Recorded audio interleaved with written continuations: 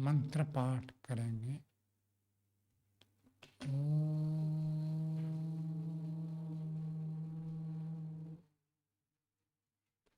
सहना भवतु सहनौ भुनक्तु सह वीर्यं करवावहै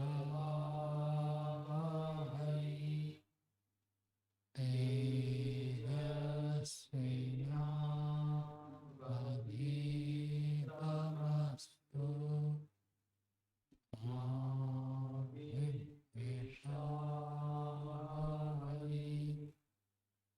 ॐ शान्ति शान्ति शान्ति।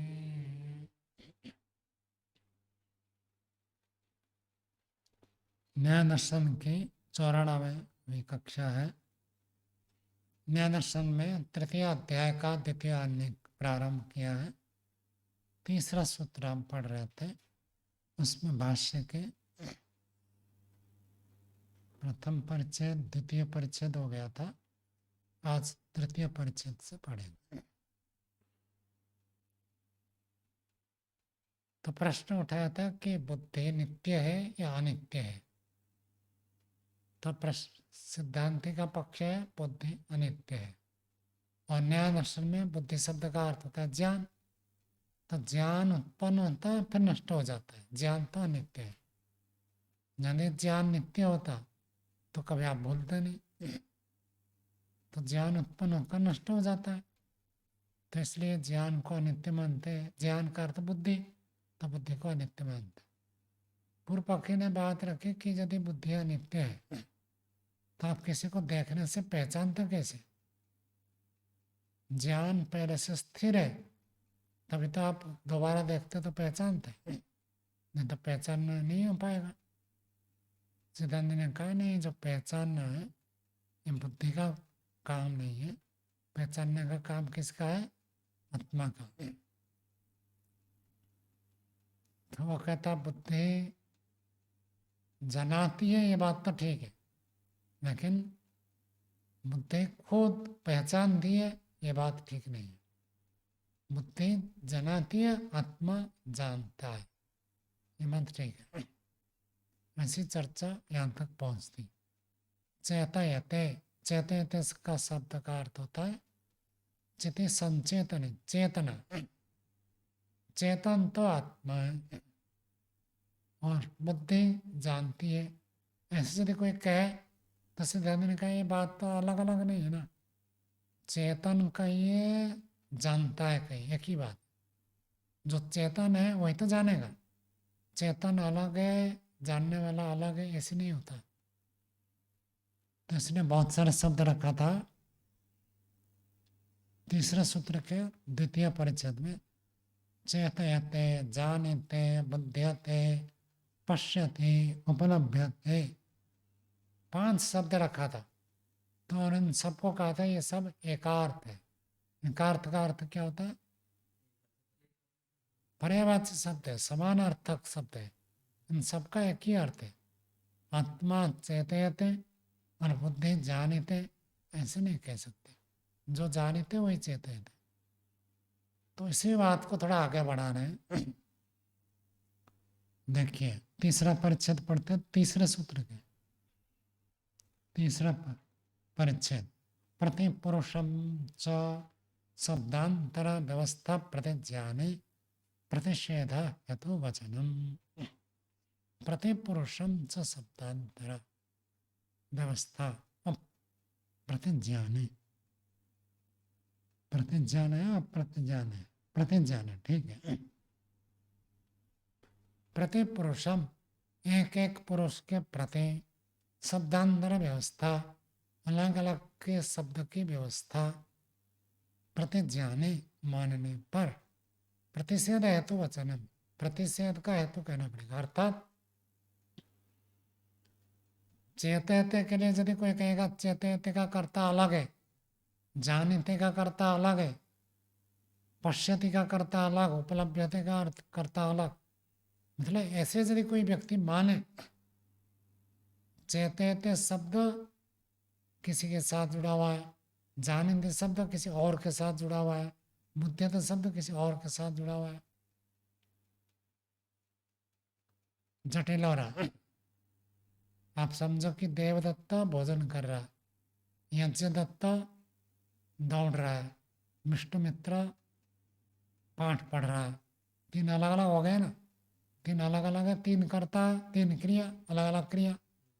तो ऐसे यदि ये जो शब्द है, चेतेते शब्द, जानिते शब्द, बुद्धियते, पश्यति, उपलब्धते, ये जो शब्द है, इनके सबका कर्ता अलग अलग है, ऐसे तो कोई माने। बात समझ में आए?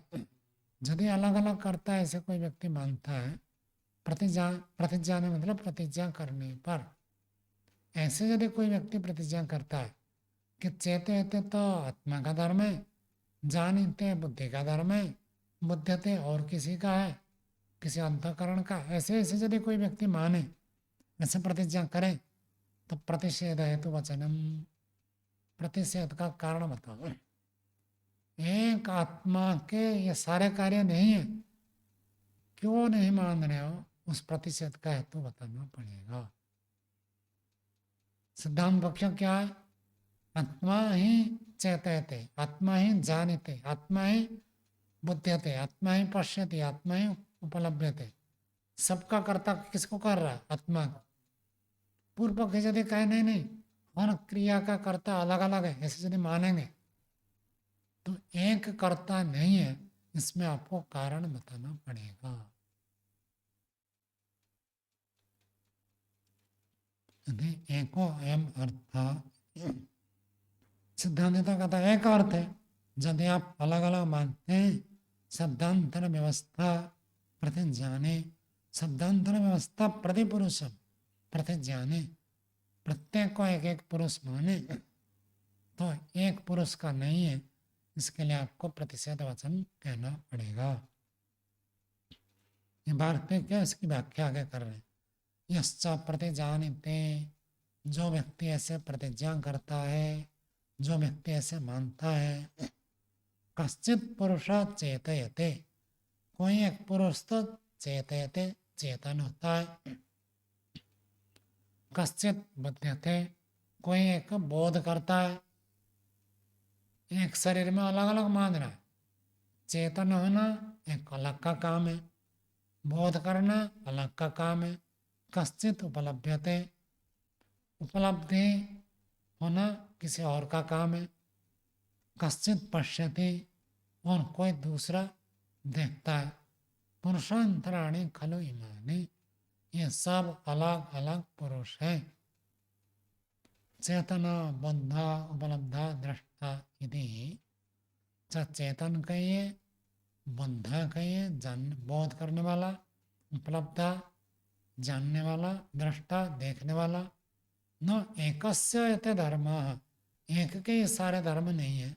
अत्र का प्रतिषेध हेतु हो, एक का नहीं कह रहे हो आप, तो क्यों एक का नहीं है, आपको हेतु बताना पड़ेगा।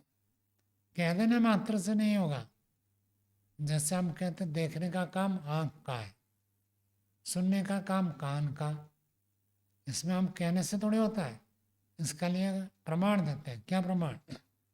आंख को बंद कर देने से दिखता नहीं है, कान को बंद कर देने से सुनाई नहीं देता, इसलिए हम कहते हैं कान का काम सुनना, आंख का काम देखना।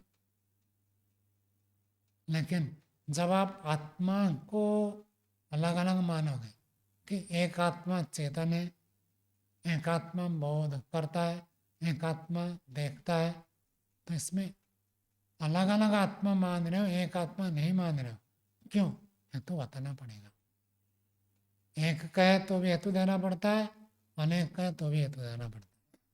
तो आप अनेक मान रहे हो, एक शरीर में अनेक पुरुष, अनेक आत्मा, तो उसमें आपको हेतु बताना पड़ेगा। और हेतु नहीं तो आपकी बात ठीक नहीं है। हो गया? आगे देखिए, अर्थस्य अवेदा चेत समानम, ये वार्तिक है। अर्थ का अभेद। यदि कोई कहे कि चेतते, जानिते, बुद्ध्यते, पश्यते, उपलब्धते, इन सब का अभेद है। अभेद का अर्थ अभिन्न, एक ही अर्थ है, दोनों समानार्थक है। ऐसे यदि कहे, कहते हैं समानम, ये बात तो यहाँ पर भी लागू हो गई। कहाँ पर? आत्मा और बुद्धि के बीच में भी लागू हो जाएगी। यदि आप कहोगे इन सब का अर्थ एक ही है, तो आप कहते हो आत्मा चेतते, बुद्धि जानिते, इन दोनों का भी तो अर्थ एक हो गया ना। तो जो चेतते वही जानिते, चेतते अलग, जानिते अलग, यह नहीं होगा। यहाँ भी एकार्थ ही मानना चाहिए। समानम आगे व्याख्या कर रहे हैं। अभिन्न अर्था शब्दा इति तत्र व्यवस्था अनुभवते ही इति एवं चेत मन्यसे। अभिन्न अर्थ, ये सब शब्दों का अभिन्न अर्थ है।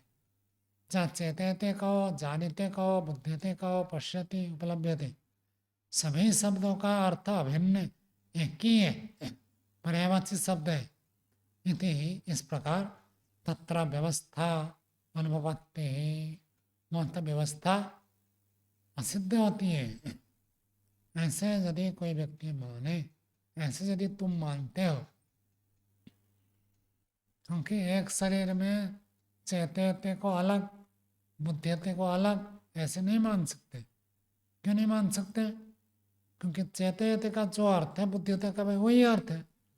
यदि आप कह रहे हो अर्थ की दृष्टि से दोनों बराबर है, इसलिए एक शरीर में एक आत्मा है, वही चेतते वही बुद्धिते, ऐसे यदि मानते हो, समानम भवति, यह समान होता है। क्या समान? पुरुषा चेतते बुद्धिर्जानिते यदि अत्रापि अर्थ न भिद्यते, यहाँ भी अर्थ में भेद नहीं है। पुरुषा चेतते और बुद्धि जानिते, चेतते कहो जानिते कहो बात एक ही है। कहाँ यह चर्चा हुई थी? दूसरे परिच्छेद में उन्होंने कहा था ना, चेतते चेत, पुरुष का स्वरूप क्या बच जाएगा? तो पूर्व पक्षी ने कह दिया था कि पुरुष को हम कह देंगे पुरुषा चेतते, पुरुष चेतना को, चेतना है, चेतन है, चेतता है। चेतता मतलब संज्ञान लेता है, तो संज्ञान लेता है। और बुद्धि क्या करते हैं? तो कह दिया था बुद्धि जानिते, बुद्धि जानती है। संज्ञान लेना और जानना अलग अलग है क्या? एक ही बात तो है। आत्मा को कह रहे हो संज्ञान ले रहा, और बुद्धि को कह रहे हो जान रहे। तो बुद्धि जान रही है, आत्मा संज्ञान ले रहा, दोनों एक ही बातें, अलग अलग नहीं है। इत्यात्रापि अर्थ न विद्यते तत्र उभय चेतनत्वात् अन्यत्र लोप इति। तत्र उभय चेतनत्वात्, दो चेतन हो गए, तो दो चेतन होने से अन्यत्र लोप, दोनों में से एक का लोप होना पड़ेगा। दो चेतन होने में क्या आपत्ति है विमान जी? माइक में बोलो, माइक का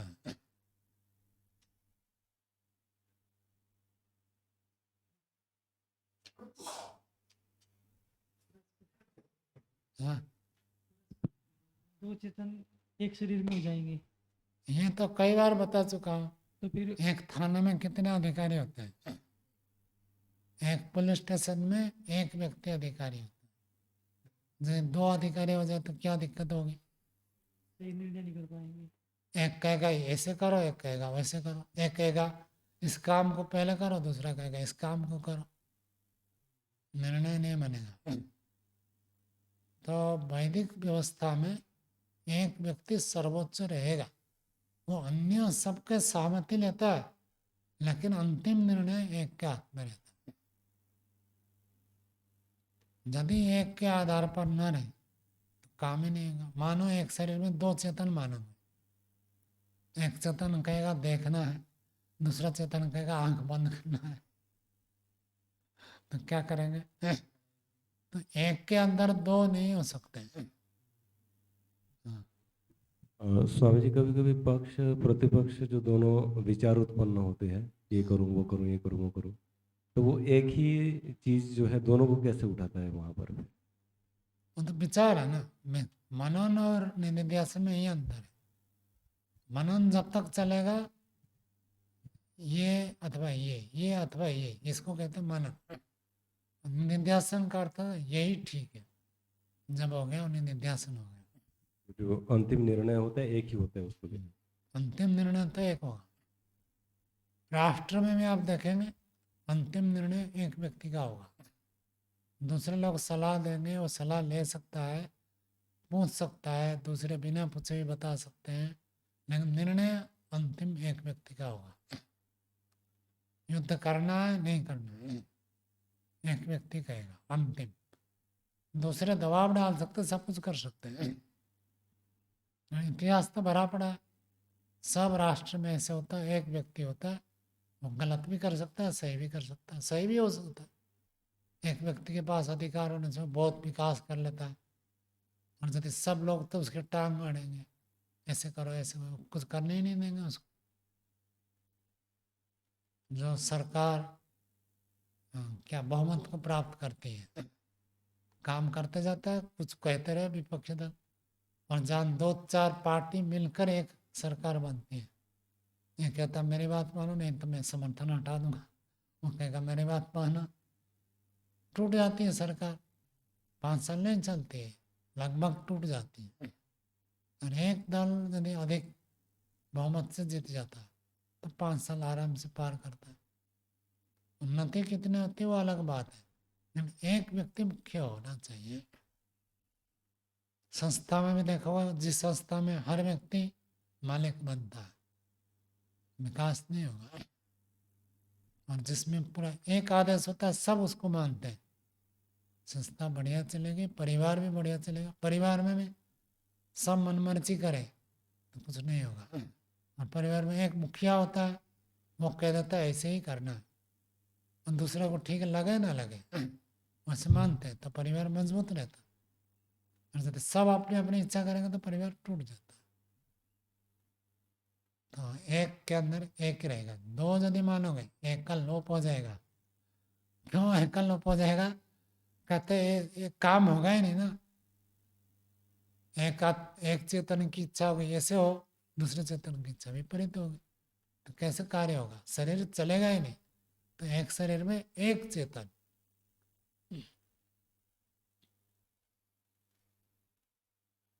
अन्यत्र लोको इति यदि पुनर्बुध्यते अनैति बोधनम बुद्धिर्मन एव उच्यते। अब कहते दूसरी बात देखिए, यदि यदि ऐसे मानते हैं बुध्यते अनया इति बोधनम, जिसके द्वारा बोध होता है उसको बुद्धि कहते हैं। अर्थात कौन सा अर्थ ले रहे? रूढ़ अर्थ को छोड़कर यौगिक अर्थ ले रहे। जिसके द्वारा बोध होता है वो बुद्धि। जैसे गोपाल, गोपाल शब्द दोनों प्रकार हो सकता है। जो गाय का पालन करता है उसको भी गोपाल कहेंगे, और जो गाय का पालन नहीं है उसका नाम ही गोपाल। गोपाल नाम तो सबने सुना होगा, किसी ना किसी का होता ही। तो ब्रह्मचर्य भी कई आए मेरे सामने गोपाल नाम से। तो गोपाल वो रूढ़ अर्थ है, उस व्यक्ति का नाम गोपाल है। तो यदि बुद्धि का जो रूढ़ अर्थ है वो तो न्याय दर्शन में क्या है? ज्ञान। उस अर्थ को छोड़कर यौगिक अर्थ लेंगे, जिसके द्वारा बोध होता है वो बुद्धि। तो मन के द्वारा बोध होता है, तो इस रूप में यदि आप ले रहे हो बुद्धते अनया इति बोधनम बुद्धे मन एव उच्यते, मन को ही बुद्धि कहते यदि ऐसे कहते। तच्च नित्यम, और मन कैसा? नित्य है। अस्तु एतत् एवं, ये बात तो ठीक है। मन को नित्य माना है। न्याय दर्शन में, वैशेषिक दर्शन में जो द्रव्य 9 है, तो 9 के 9 द्रव्य को यहाँ नित्य माना गया। 5 तो हो गए महाभूत, और काल, दिशा, मन, आत्मा, ये 4 अतिरिक्त है। 5 महाभूत, 5 महाभूत में आकाश का तो परमाणु नहीं है, तो दिशा, काल, आकाश तो नित्य है ही। और जो 4 भूत है, इन 4 भूतों के जो परमाणु है उनको भी न्याय वैशेषिक नित्य मानते हैं। और मन को भी नित्य मानते हैं।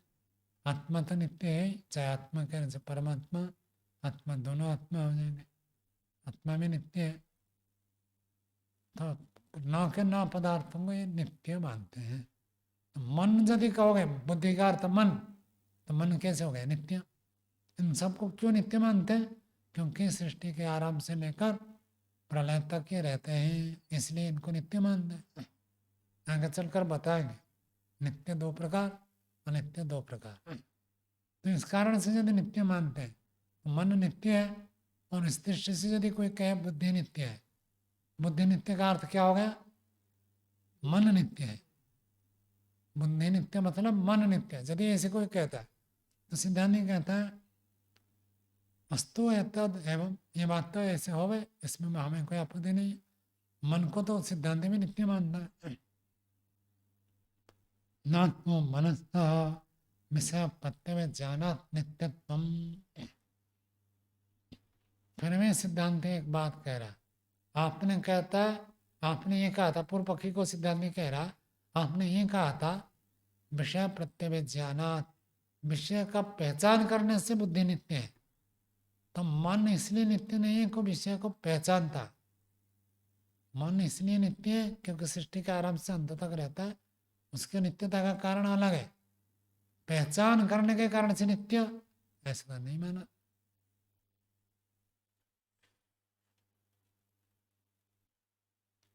पूर्व पक्षी ने दूसरे सूत्र में रखा था ना, विषय प्रत्यय ज्ञानात्, विषय का प्रत्यय ज्ञान होने से बुद्धि नित्य है। तो सिद्धांति कह रहा है बुद्धि का आप अर्थ मन मानते हो, मन को तो हम भी नित्य मानते हैं, लेकिन मन क्यों नित्य है? ये विषय को पहचान लेता है इसलिए मन को नित्य कहते हैं, ऐसी बात नहीं है। दृष्टम ही करणम हेने ज्ञातु एकत्वात् प्रत्यवज्ञानम सम्यदृष्टस्य इतरण प्रत्यवज्ञानात् यदि चक्षुर्वत्।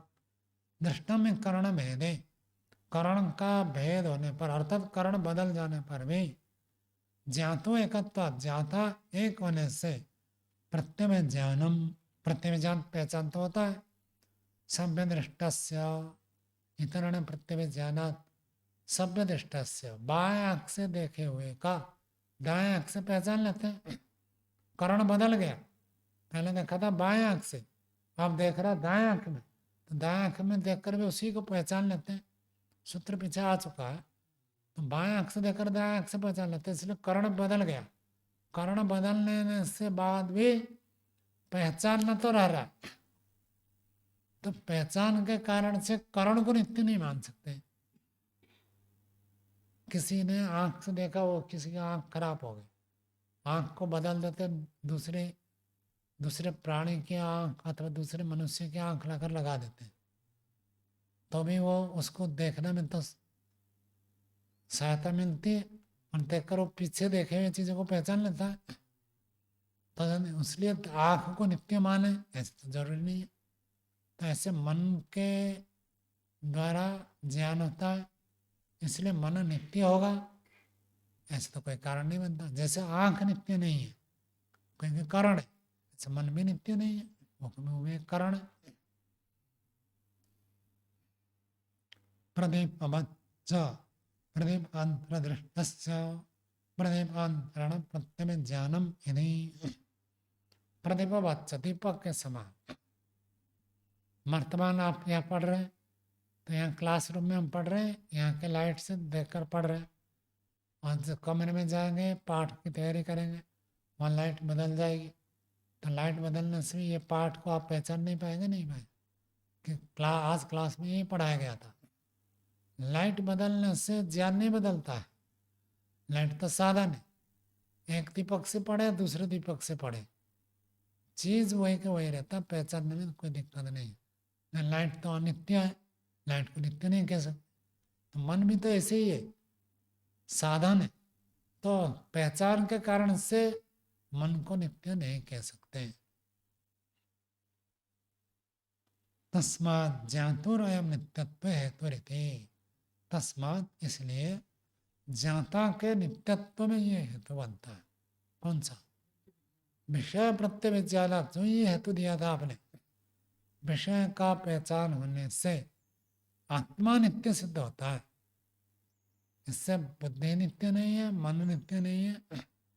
विषय पहचान के कारण से आत्मा की नित्यता सिद्ध होती है। हो गया। यच्च मन्यते, और जो व्यक्ति ऐसे मानता है, बुद्धेन एव अवस्थितायाः यथा विषयं वृत्तयः ज्ञानानि निश्चरन्ति। यच्च मन्यते, जो ऐसे मानते हैं कि बुद्धेन एव अवस्थिताय, अवस्थितायाः बुद्धि, अवस्थित बुद्धि, अवस्थित मतलब स्थिर, स्थिर का मतलब पहले से विद्यमान, गौण रूप से उसको नित्य भी कह दीजिए।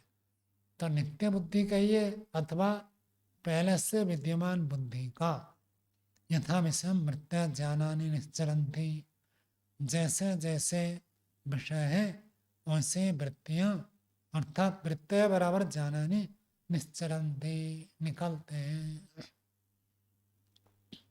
क्या कहना चाहते हैं? ये कहना चाहते हैं, मान लीजिए घड़ा है, घड़ा जो है, घड़े को देखने के बाद आपको घड़े का ज्ञान हुआ, तो वास्तव में ज्ञान पहले से विद्यमान था। घड़ा आलंबन आने के बाद वो जो ज्ञान पहले से विद्यमान है, वही ज्ञान वृत्ति के रूप में प्रकट हो गया। वो वृत्ति अनित्य नहीं है, ऐसे कहना चाहते। बात समझ में आई? शब्द के बारे में तो लागू होता है। जैसे मान लीजिए आपको कहा मैंने, दूध पीने से बल बढ़ता है, तो दूध क्या चीज है, वो आपके मस्तिष्क में पहले से है। तो मैंने जो दूध शब्द उच्चारण किया, ये ध्वनि जाकर क्या किया, उस शब्द को अभिव्यक्त किया। मस्तिष्क में जो शब्द है, उस शब्द को मेरी ध्वनि जाकर अभिव्यक्त कर दिया। दा ओ धा कहने से वहां जाकर उस जो मस्तिष्क ज्ञान, उसको अभिव्यक्त कर दिया। तो पूर्व पक्षी उसी को यहाँ पर लागू कर रहा है। ऐसे ही ज्ञान सब दिमाग में पहले से है, और जैसे जैसे आलम्बन आते हैं वो ज्ञान उसी आकार का बन जाता है। घड़ा आया तो आपको कैसे ज्ञान हुआ? घड़े का। घड़ा हट जाए, उसके स्थान पर आ गया पुस्तक, तो पुस्तक का ज्ञान हो गया। पुस्तक हट गया, देवदत्त आ गया, तो देवदत्त का ज्ञान हो गया। तो ज्ञान की जो स्थिति है वो तो पहले से है, केवल वृत्तियां बदल रही है। ऐसे पूर्व पक्षी प्रस्तुत कर रहा। कुछ कुछ समझ में आ रहा, नहीं आ रहा?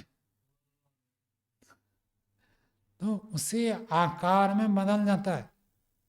जैसे ज्ञान हमारा है, वही ज्ञान ही अलग अलग रूप धारण कर लेता है, ये कहना चाह रहा है। पूर्व पक्षी क्या कहना चाहता है?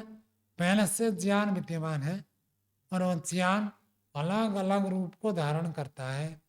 कभी घटाकार, कभी पटाकार, पट मतलब वस्त्राकार, कभी मठाकार, मठ अर्थात आश्रम के जैसे। तो कभी कभी वो ज्ञान किसी किसी आकार को धारण करता है, लेकिन ज्ञान कैसा है? नित्य है, पहले से विद्यमान है, ऐसे पूर्व पक्षी मानता है।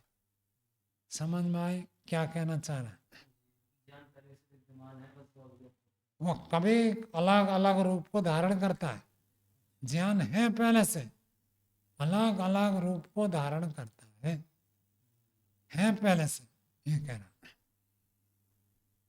पंक्ति देखो, अवस्थिताया बुद्धि, अवस्थित का अर्थ पहले से विद्यमान बुद्धि का, यथा विषयम, जैसे विषय सामने आ जाए, घड़ा आ जाए तो घड़ा बन जाता है, मनुष्य आ जाए तो मनुष्य बन जाता है, पुस्तक आ जाए तो पुस्तक बन जाता है। यथा विषय, विषय जैसा है उसी रूप में वृत्तयः बराबर ज्ञानानि निश्चरन्ति, ज्ञान निकलते हैं।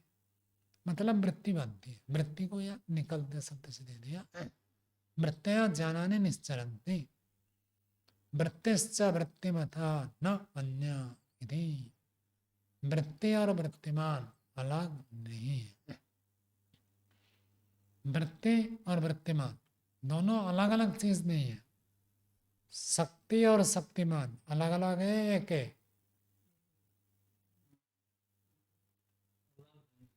शक्ति और शक्तिमान अलग अलग है। शक्ति शक्तिमान से अलग करके दिखा सकते हैं आप। देखो ये तो शक्ति है और ये शक्तिमान है। धन और धनवान अलग अलग है एक है? चलो ये बताओ, धन और धनवान एक है अलग है? यहाँ तो स्पष्ट है, इसमें तो क्या सोच रहा हो? धन जो है हाथ में और धनवान हो व्यक्ति है, अथवा धन बैंक में है, धनवान कमरे में है। तो धन और धनवान तो अलग है, पता चल जाता है, ठीक है। लेकिन शक्ति और शक्तिमान, ज्ञान और ज्ञानवान ये अलग अलग है या एक है? शक्ति शक्तिमान तो एक ही होता। तो चेतना और चेतनवान, क्या पंक्ति है, याद आ रहा है कुछ? चेतना और चेतनावान। हाँ। यदा चितिरेव पुरुषः किम यत्र केन विपदिश्यते। पुरुष का और चेतन को एक ही बात है। तो पुरुष की चेतनता, ऐसे तो कुछ बनेगा नहीं। तो पुरुष ही चेतन है, पुरुष अलग चेतन अलग ऐसे नहीं होता है। तो सिद्धांति के कथन को आक्षेप करते हुए पूर्व पक्षी यहाँ कह रहा है कि वृत्ति वृत्ति में था न अन्य न अन्य अन्य इधि। वृत्ति जो है वृत्तिवान से अलग नहीं है। इसी का आधार पर आगे चर्चा चले, इसलिए मैं इसको धीरे धीरे पढ़ा रहा हूँ। वृत्ति का अर्थ क्या होता है? ज्ञान, विचार। योग चित्त वृत्ति निरोधा, चित्त के वृत्ति, चित्त का व्यापार, चित्त में उत्पन्न होने वाला ज्ञान को हम क्या कहते हैं? वृत्ति। चित्त में को हर समय कोई ना कोई ज्ञान रहता है, उस ज्ञान को रोक देने का नाम क्या है? योग। ये तो उसको, ये भी उसको मानते हैं। तो वो जो पूर्व पक्षी के बात को समझाने के लिए मैं आपको बता रहा हूँ। वृत्ति का अर्थ हो क्या हो गया? ज्ञान। और वृत्तिमान का अर्थ होता है बुद्धि। ज्ञान जिसका धर्म है ऐसे मान रहे हैं। और पूर्व पक्षी यह प्रस्तुत कर रहा है कि ज्ञान और ज्ञानवान, अथवा यूं कहिए बुद्धि और वृत्ति, ये दोनों अलग अलग नहीं है। हाँ, वृत्तियां जिसके कारण से निकल कर आती है वो है बुद्धि। तो बुद्धि पहले से विद्यमान है। बुद्धि उत्पन्न होकर नष्ट होती है ऐसे नहीं है, बुद्धि पहले से है, लेकिन जैसे कोई वस्तु आए उसके शेप में बदल जाती है। इसको पूरा पूरा लागू नहीं करना, लेकिन एक समझने के लिए, जैसे दर्पण विद्यमान है, दर्पण के सामने घड़ा है तो कैसे दिखता है? घड़ा। आदमी है, आदमी दिखता है। पुस्तक आ जाए तो पुस्तक दिखता है। तो वास्तव में दर्पण पहले से विद्यमान है, दर्पण उत्पन्न होता है? दर्पण तो पहले से विद्यमान है, केवल वस्तु आए तो दर्पण उसी रंग में हो जाता है। तो ऐसे ज्ञान वाला जो बुद्धि है वो तो पहले से विद्यमान है। जैसे विषय आए तो उसी आकार से वृत्तियां, ज्ञान निश्चरण से निकलते हैं, अथवा वृत्तियां बनती है। ये कहना, इस पक्ष को रखा। तो सिद्धांत न अन्य, वृत्ति और वृत्तिमान अलग अलग नहीं है। दर्पण और दर्पण में प्रतिबिंब अलग अलग नहीं है। जैसे स्थिति है उसी बात को पूर्व पक्षी प्रस्तुत कर रहा है कि वृत्ति और वृत्तिमत को एक मानो, न अन्य, अलग अलग नहीं है। तत्च, वो बात क्या है उसको सिद्धांत आगे कह रहा है। चौथा सूत्र सिद्धांत का, बोलिए। न युगपद अग्रहणार्थ। सिद्धांत कहता है ये बात ठीक नहीं है कि वृत्ति और वृत्तिमान एक है। ये बात ठीक नहीं है। क्यों ठीक नहीं है? युगपद अग्रहणार्थ, एक साथ अनेक ज्ञान नहीं होता है। वृत्तिमान को तो आप नित्य मान रहे हो। जब नित्य मानोगे तो हर वृत्ति क्या होगी? हर समय हर वृत्तियां विद्यमान रहेगी। यदि ज्ञान रूपी बुद्धि को नित्य मान लिया तो सारे ज्ञान को भी आपको नित्य मानना पड़ेगा, क्योंकि ज्ञान और ज्ञान मन को आप अलग अलग नहीं मान रहे।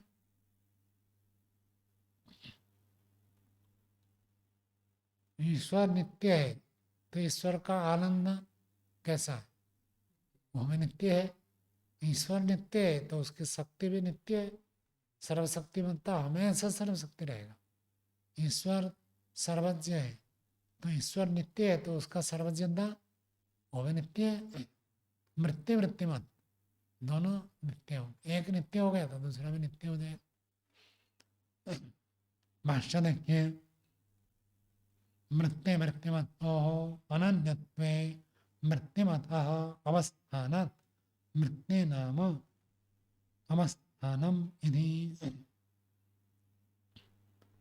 सिद्धांत ने कह रहा वृत्ति और वृत्तिमान को यदि हम अभिन्न मानते, अर्थात जो वृत्ति है वही वृत्तिमान है, अर्थात बुद्धि ज्ञान नित्य मान रहे हो और ज्ञान ही वृत्ति के रूप में प्रकट होती है ऐसे मान रहे हो, तो वृत्तिमता अवस्थानात् ज्ञान को तो आप नित्य मान रहे हो, नहीं बुद्धि, बुद्धि को आप नित्य मान रहे हो तो वृत्तिमता हो गया बुद्धि। तो बुद्धि के विद्यमान होने से वृत्ति नाम अवस्थानाम वृत्तियां भी नित्य हो जाएगी। यदि वृत्ति और वृत्तिमान को अलग अलग नहीं मानेंगे तब ये दोष आएगा। सिद्धांत वाक्य में तो हम चित्त को स्थिर मानते हैं, पहले से विद्यमान मानते हैं, लेकिन चित्त की वृत्ति चित्त से अलग हम मानते हैं। है चित्त में उत्पन्न होता है, लेकिन चित्त की वृत्ति चित्त से भिन्न ऐसे मानते हैं, तब तो ठीक है, उनको रोक सकते हैं। यदि कोई व्यक्ति कहेगा चित्त और चित्त की वृत्ति एक ही चीज है, तो जब तक चित्त नष्ट नहीं होगा तब तक वृत्ति नहीं रुकेगी। वृत्ति कब रुकेगी? जब तक चित्त है तब तक रुकेगी नहीं, चित्त नष्ट हो जाए तो रुकेगी, ऐसी बात आएगी। और यदि चित्त अलग वृत्ति अलग तब तो रोक सकते हैं। तो सिद्धांति पूर्व पक्षी को कह रहा है, आप कह रहे हो कि वृत्तिमान अर्थात बुद्धि जो कि वृत्तियों को उत्पन्न करती है वो नित्य है, तो जो ज्ञान उत्पन्न होंगे वो भी तो नित्य होंगे, फिर उत्पन्न बात बनेगी नहीं।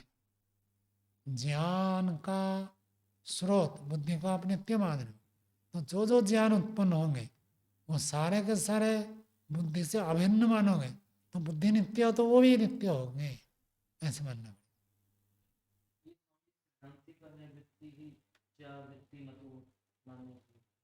नहीं भाई, पूर्व पक्षी सिद्धांत कह रहा न सूत्र में निषेध किया।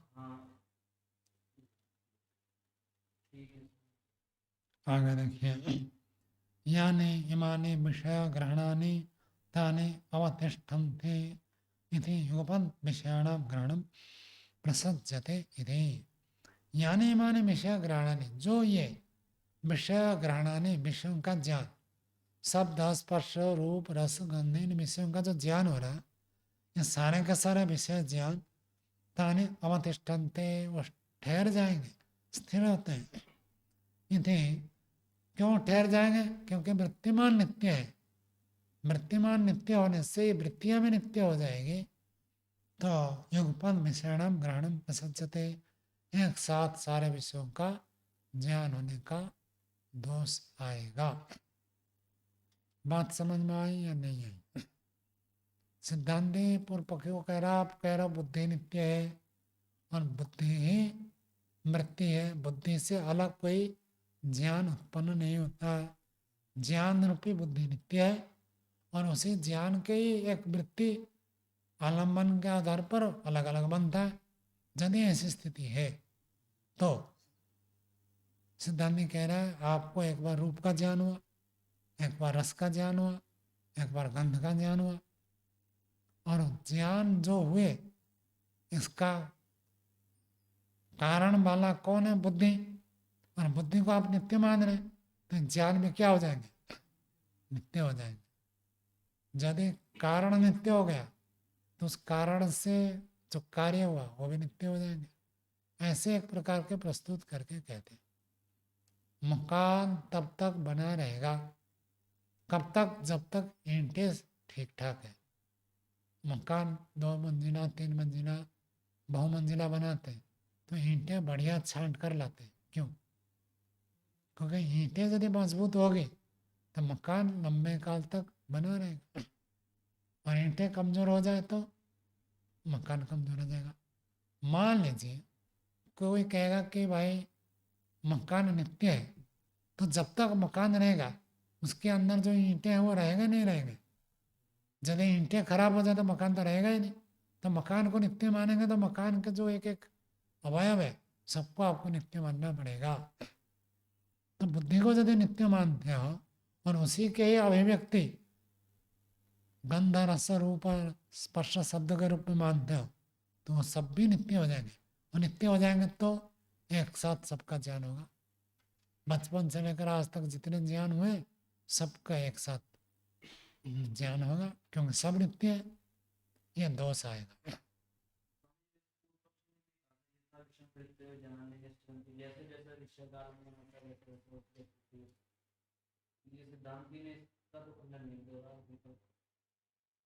सदगुरु कह रहा है ना, यदि आप ऐसे मानोगे तो जो वृत्तियां निश्चरण थी आप कह रहे हो, निश्चरण वाले वृत्तियां भी नित्य हो जाएंगी। इसी को तो दोष दिखा रहा है। तो नित्य प्रत्यक्ष के विरोध जा रहा है ना, यही दिखा रहा। आपने देखा अभी रूप का ज्ञान हुआ तो ये रूप का ज्ञान हमेशा बना रहेगा, ऐसे दोष आएगा। उसने हेतु दिया कि वो विषय का ज्ञान आलम्बन आने पर व्यक्त होता था और आलम्बन हट जाने पर अनव्यक्त हो जाता ये नहीं कहा उन्होंने, हट जाता है कहाँ कहा, निश्चरंती इससे अर्थ बस निश्चरंती हो गया। और सिद्धांत उसी को कह रहा, जब आप कह रहे हो बुद्धि और बुद्धि की वृत्ति दोनों एक ही है और बुद्धि को नित्य मान रहे हो तो वृत्ति भी क्या हो जाएगी, नित्य हो जाएगी। तो यहीं से ही खंडित हो रहा, उधर जाने की क्या जरूरत है। हट जाती कहना और नित्य न होना एक ही बात है। तो सिद्धांत कह रहा नित्य हो जाएंगे अर्थात हटेंगे नहीं। आप हटा रहे हो, ये कह रहा नहीं हटेगा, यही तो दोष है।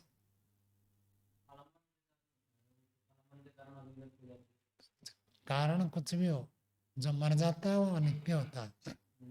तो मैंने कह दिया मरेगा नहीं, इसका मतलब क्या, नित्य। बस खेल खत्म हो गया, आगे क्यों बढ़ रहे हो।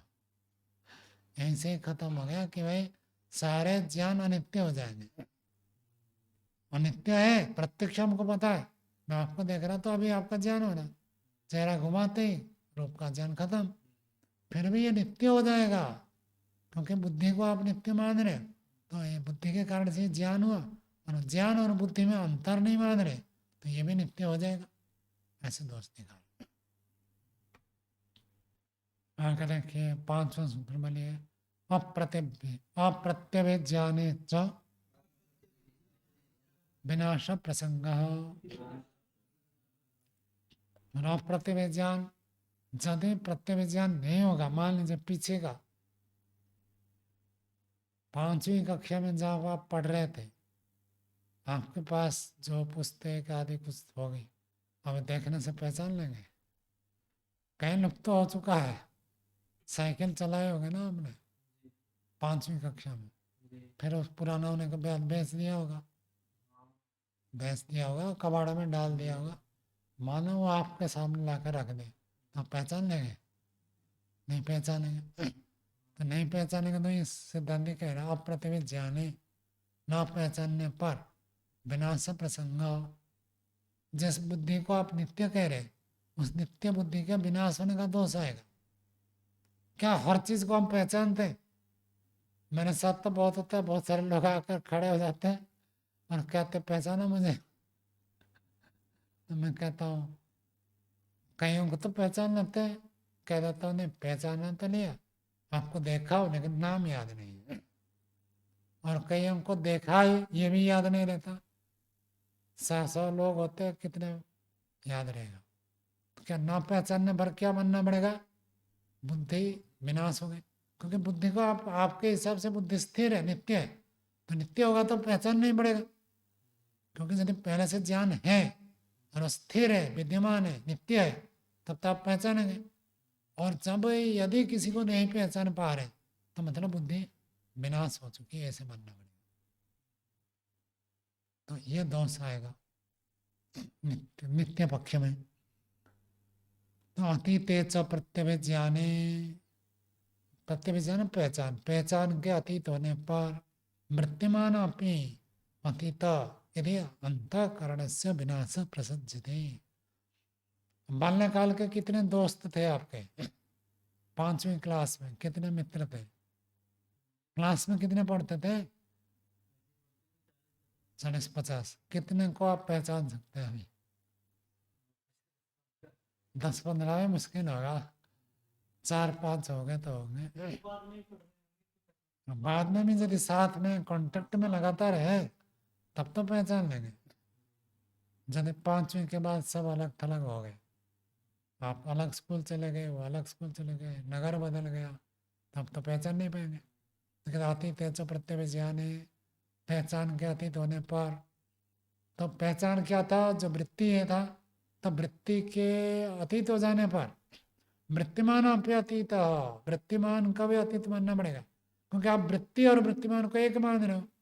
तो वृत्ति खत्म हो जाए तो वृत्तिमान भी खत्म हो जाएगा। दोनों यदि एक मानेंगे, यदि कहेंगे x बराबर y, तो मैंने कहा x का विनाश हो गया, तो क्या मानना पड़ेगा? y का भी विनाश हो गया।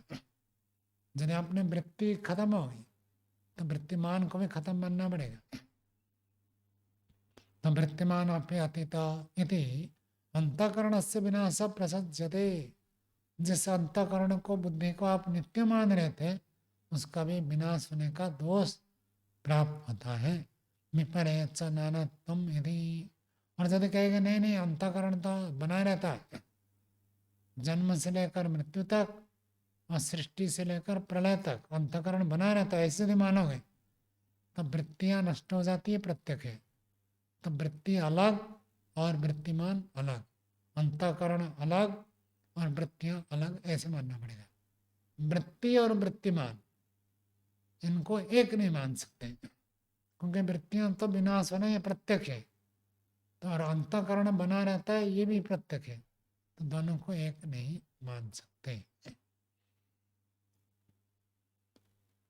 आगे अमिभूच एकम मनः पर्यायण इंद्रिय संयुज्यते इति।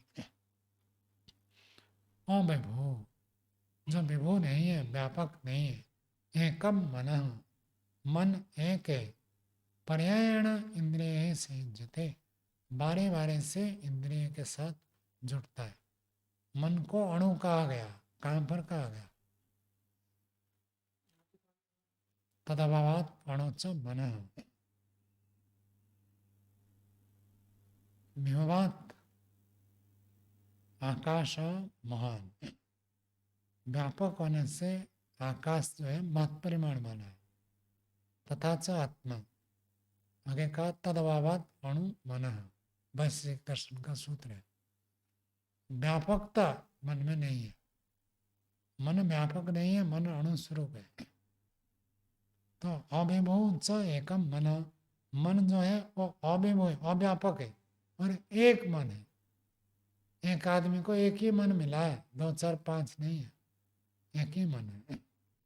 पर्यायण इंद्रिय संयुज्यते, बारी बारी से एक एक इंद्रिय के साथ मन जाकर जुड़ता है। अभिभू है, एक है, और वही मन क्रम से एक एक के साथ जुड़ता है। इतनी उसको प्रस्तुत कर रहे हैं। 6ठा सूत्र बोलिए। क्रमवृत्तित्वात् अयुगपद ग्रहणम, क्रम से वृत्ति होने से, क्रम से, जब मैं देखना चाहता हूँ सुनना छूट जाता है, सुनने की ओर ध्यान देता हूँ तो देखना छूट जाएगा। जब रस लेते हैं तो गंध का ज्ञान नहीं होता, गंध लेते हैं तो रस का ज्ञान नहीं होता, बारी बारी से। तो क्रमवृत्तित्व होने से अयुगपद ग्रहणम, ज्ञान हमको एक साथ नहीं होते, सारे ज्ञान एक साथ नहीं होता है, क्योंकि बारी बारी से वृत्ति होती है। न्याय का सिद्धांत है, पहले भी बहुत बार पढ़ चुके हैं। इसका कहते हैं इंद्रियार्थाना में सूत्र से ऐसे। तो क्रमवृत्तित्वात् अयुगपद इंद्रियार्थानाम ग्रहणम भवति, इंद्रियों के जो विषय है उन विषयों का ग्रहण, उन विषयों का ज्ञान एक साथ नहीं होते। क्यों नहीं होते? क्रमवृत्तित्व होने से। वृत्ति वृत्तिमतो हो नानात्म इति। तो इस बात से क्या पता चल रहा है कि वृत्ति अलग है, वृत्तिमान अलग है? क्योंकि वृत्तियां तो बारी बारी से हो रही है। रूप का ज्ञान हुआ, बाद में रस का ज्ञान हुआ, बाद में गंध का ज्ञान हुआ, ये तो बारी बारी से हो रहे। तो और मन जो है एक है, और मन नित्य स्थिर है, तो वृत्ति और वृत्तिमान एक नहीं कह सकते। वृत्ति कैसे होती है? पर्याय से, बदल बदल कर होती है। और वो बदल बदल कर ज्ञान करने का साधन कौन है? मन है। तो साधन तो वो एक है, मन है, नित्य है, विद्यमान रहता है, लेकिन ज्ञान बदलते रहते हैं। तो ज्ञान और मन एक कैसे कह सकते? तो ज्ञान अलग, मन अलग। एकत्वे च प्रादुर्भाव तिरुभाव यो अभाव यदि एकत्वे च, एकत्व मानने पर किसका एकत्व मानेंगे? अनमोल जी, किसका एकत्व? हाँ, वृत्ति और वृत्ति, मन और वृत्तियां। मन और मन की वृत्तियों को यदि एक मानोगे तो प्रादुर्भाव तिरुभाव बनेगा नहीं। कोई ज्ञान उत्पन्न हुआ फिर नष्ट हो गया, ये बात तो बनेगी नहीं। क्योंकि मन हमेशा है। जब से बचपन से आपको होश है, तब से आप अपने मन को जान रहे हैं ना, मेरा मन है। तो अभी मन बदल रहा है, मन है, मेरा मन मानता नहीं है।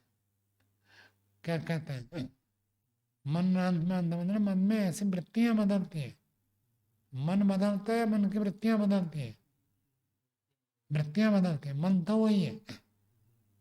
तो सिद्धांति उसी बात को कहता है, यदि दोनों को एक मानोगे, मन और वृत्ति को एक मानोगे, तब तो एक बचपन में जो इच्छा हो रही थी, जो ज्ञान हो रहा था, जो वृत्तियां थी, वो वृत्तियां आज भी होनी चाहिए। बचपन में माचिस के डिब्बे लेकर खेल रहे थे बच्चे, गीली मिट्टी में मकान बनाकर खेलते, अभी उसमें आनंद आएगा क्या आपको? नहीं आएगा। तब वृत्तियां तो बदल जाती है, लेकिन मन वही है। तो मन और वृत्ति अभिन्न मानने पर दोष ही आएगा, कोई ज्ञान उत्पन्न होकर नष्ट हो गया, ये नहीं कह सकते। लेकिन ज्ञान उत्पन्न होता है, नष्ट हो जाता है, ये तो प्रत्यक्ष है। किसी समय चित्त में वृत्ति होती है, आकस्मिक विचार आता है, ऐसे करो वैसे करो, फिर थोड़ी देर के बाद ठंडा पड़ जाता है। हम तो बहुत देखते हैं, जहाँ भी आप मैं पाठ शुरू करता हूँ, आरंभ में विद्यार्थी बहुत होते हैं और पाठ अंत होते तक क्षय हो जाते हैं सब जगह। मीमांसा जब हम पढ़ रहे थे, जब शुरू हुआ मीमांसा पाठ, पूरा हॉल भर गया था, और अंत में हम कितने थे? 3 लोग बचे थे शायद, 3 या 4 मान लो, 4 बचे थे। 40 में से 4 ऐसे। पहले में, उससे पहले भी जब मीमांसा पढ़ाए थे, तब भी अंत में 2 बचे थे, मुख्य रूप में 2 गौण रूप में। शुरू में ऐसे ही 40 थे, और तो ऑनलाइन में चलता था। ऑनलाइन मेले में गए, ऑफलाइन मेले में गए, कब बचे? केवल 4 में से परीक्षा देकर पढ़ने वाले तो केवल 2 थे। ऐसी स्थिति होती है। और क्या?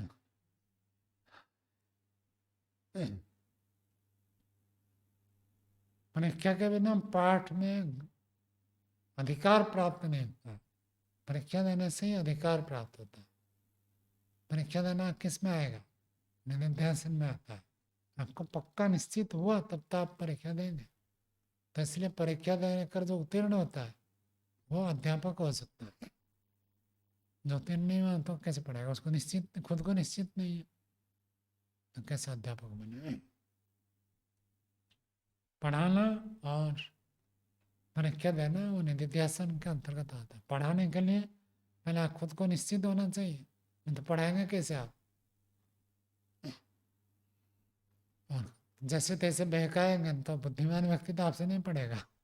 बुद्धिमान व्यक्ति तब पढ़ता है जब उसको सही सही आप उत्तर दे सके, ठीक समझा सके। आगे 7वां सूत्र बता बोलिए। अप्रत्यभिज्ञानम च विषयांतर व्यासंगात। अप्रत्यभिज्ञान अपहचान न पहचानना, विषयांतर व्यासंगा। हम किसी चीज को कभी पहचान नहीं पाते। क्यों नहीं पहचानते? किसी दूसरे में हमारा मन लगा हुआ है, तो सामने होते हुए भी। क्यों अनमोल जी, कभी दूसरे के चप्पल पहनकर आप गए नहीं गए? हो सकता है अभी वो भी पहचान में नहीं आ रहा। बहुत सारे लोग ऐसे होते हैं, देखते हैं अपना छोड़ देते हैं, दूसरे के पहन कर चले जाते हैं। बिल्कुल एक जैसे हो तो अलग बात है, नहीं तो सामान्य रूप से तो पहचान होना चाहिए। और छोटा बड़ा होता है, रंग अंतर होता है, कुछ ना कुछ फर्क तो रहता है। फिर ये व्यक्ति अपना छोड़कर दूसरे का प्रयोग कर लेते हैं, भ्रांति हो जाती है। हाँ, तो ऐसे में होता है। गाड़ी में भी ऐसे होता है, कभी कभी खोलते हैं तो गाड़ी खुलती नहीं। गाड़ी एक जैसे, एक बाद में देखते अरे ये तो मेरी गाड़ी नहीं है, दूसरे की गाड़ी है, बाद में पता चलता। तो प्रतिज्ञान क्या होता है? विषयांतर। किसी और विषय में आप सोच रहे तो सामने होते हुए भी आप पहचानते नहीं है। तो विषयांतर व्यासंग होने से प्रतिज्ञान होता है। ये कब होगा? यदि मन और वृत्ति को अलग अलग मानेंगे तो मन किसी दूसरे में लगा दिया, ये बनेगा। जैसे मन और वृत्ति एक ही है तो मन दूसरे में लगाया, बनेगा ही नहीं ना। मन जब भी लगाया किस में लगेगा? वृत्ति और मन को एक मान लिया तो मन मन में ही लग रहा। तो विषयांतर व्यासंग बनेगा कैसे?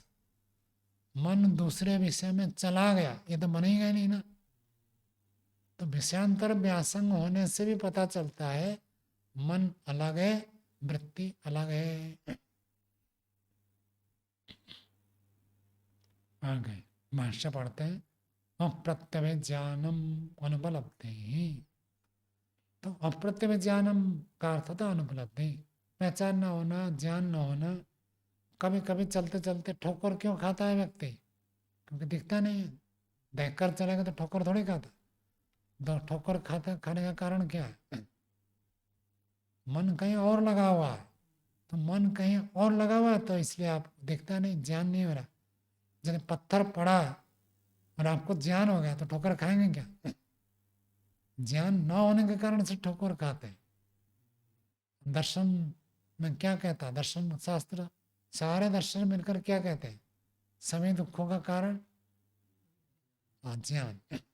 अज्ञान को, मिथ्या ज्ञान को, भ्रांति को। आपको भ्रांति हो गई कि ये तो सपाट है, कोई पत्थर नहीं गिरा, और चलते गए ठोकर लगे, गिर गए। तो भ्रांति हो गई कि ये यहाँ पत्थर नहीं गिरा, बढ़िया रास्ता है। तो अप्रत्यक्ष ज्ञान को कह रहा अनुपलब्धि, ज्ञान का न होना। और दार्शनिक दृष्टि से देखे तो जितने सब गलती करते हैं, क्यों करते हैं? आत्मा स्वरूप को न जानने के कारण। मैं आत्मा हूं, ये ज्ञान हो जाए तो व्यक्ति गलती नहीं करेगा। और जब शरीर मानेगा तो बच नहीं सकता। दोनों बात है। अपने आप को शरीर मानेंगे, गलती तो करेंगे, भोग को, आकर्षण को, कुछ न कुछ को तो होगा ही होगा। और अपने आप को आत्मा मानेंगे तो गलती की संभावना ही नहीं रहती। आत्मविस्मृति होने पर हो सकता। आत्मस्मृति अर्थात आत्मस्वरूप में जब स्थित होते हैं तो भोग कैसे होगा? गलती हो ही नहीं सकती। तो कहते हैं अप्रतिभिज्ञानम ज्ञानम अनुपलब्धि। और अनुपलब्धिश्च कस्यचित् अर्थस्य विषयांतर व्यासक्ते मनसि उपपद्यते। अनुपलब्धि कब होती है? अज्ञान कब होता है? ज्ञान का अभाव कब होता है? कहते कस्यचित् अर्थस्य, किसी अर्थ का, किसी विषय का विषयांतर व्यासक्ते मनसि, एक पदार्थ को हम जाने नहीं। जैसे मैंने उदाहरण दिया, ठोकर लग गया, पत्थर पड़ा था, पत्थर का ज्ञान क्यों नहीं हुआ? क्योंकि आप मन में कुछ और सोच रहे हैं। आजकल क्यों होता है? क्योंकि हाथ में मोबाइल होता है, मोबाइल देखते देखते चलते रहते हैं, तो मोबाइल देखकर चले गए, गड्ढे में तो गिरना ही है, बचेंगे कहाँ? सच में भी है और कल्पना में भी ले सकते हैं। जब मोबाइल में ज्यादा आसक्त रहेगा तो क्या होगा, गड्ढे में गिरेगा। और रास्ते में चलते चलते यदि मोबाइल चला रहे तो कहीं ना कहीं तो आप गिरेंगे। तो ये किसी अर्थ का, किसी पदार्थ का अज्ञान क्यों हो रहा है, अनुपलब्धि क्यों हो रही है? नहीं है भाई। तो अनुपलब्धि क्यों हो रही, कस्यचिद अर्थस्य विषयांतर व्यासक्ते मनसी उपपद्यते। विषयांतर में व्यासक्त होने पर, मन यदि दूसरे कार्य में व्यासक्त है, मन किसी और विषय में लगा हुआ होने पर उपपद्यते, ये उत्पन्न होता है, सिद्ध होता है।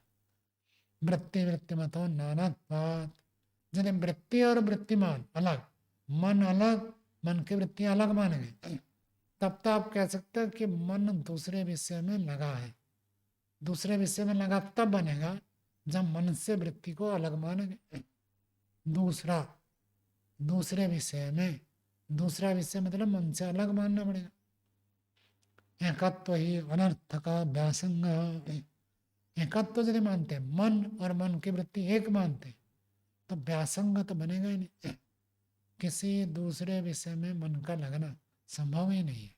यदि वृत्ति और वृत्तिमान मन को एक मानते हैं तो मन अलग है और मन की वृत्तियां अलग है। मन की वृत्तियां अलग मानेंगे तभी जाकर अलग अलग विषय में मन का आसक्त होना सिद्ध होता है, नहीं तो नहीं हो पाएगा। चलो आज का पाठ ये रखते हैं, आगे कल पढ़ेंगे।